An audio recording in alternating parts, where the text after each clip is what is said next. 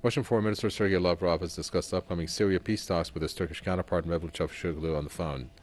Two officials stressed the need to observe a ceasefire in the country while continuing to fight the terrorists. Prior to the telephone call, delegations of the two countries held the first technical meeting in preparation for the upcoming negotiations in Kazakhstan's capital. According to Russian diplomatic sources, negotiations to reach a political resolution to the conflict in Syria are due to begin in Astana between governments and the opposition on January 23. The talks are mediated by Russia and Turkey. The latest round of Syria peace talks comes ahead of UN-backed negotiations in February. Tony Gosling is an investigative journalist joining us from Bristol. So do you think that these talks that are taking place are going to go in a direction that there's going to be a political solution to this conflict? Well, I think it's entirely possible, particularly with all the background, geopolitical background of the change of administration in the United States with Donald Trump taking over. I think that is all possibility is, and also, of course, with the liberation of Aleppo too.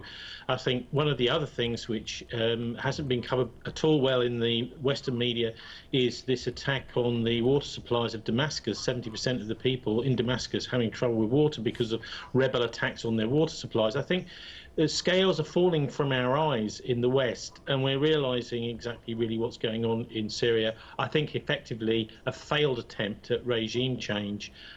Also, the British media, I mentioned just now, we're getting very, very little proper coverage, or we have been anyway, over what's been happening in Syria. We had the Reverend Andrew Ashdown. He's a British Anglican minister who spent the time in Aleppo and in Syria. He even contacted news channels here in London to say, no one else is covering this, would you like some coverage from Aleppo? And he didn't even get a reply from them. That's because they don't want to hear the news from the government side of the Syrian Arab Army side in the Syrian conflict. What about what Syria's President Bashar al-Assad said just days ago? That he said that we're still somewhat in the dark regarding the Syrian opposition, because obviously when it comes to the Syrian opposition, he says they have to be rooted from Syria and not propped up by the West and some of their allies. Well, look, I mean, it's interesting that he uses the word opposition, because in a normal country, in the normal world, in the real world, the opposition takes peaceful means in order to have its say. And if it fails at an election, it goes back home and it rethinks, it scratches its head and it starts again. Whereas in Syria, the so-called opposition, it's okay for them to be armed. And it does look as if certainly MI6 here in Britain took a part in arming those rebels initially in 2011. Which is an appalling thing for the British to have done, and it's one of the reasons, I think, why the British don't want to admit that this whole project of regime change has been bad and has been a disaster.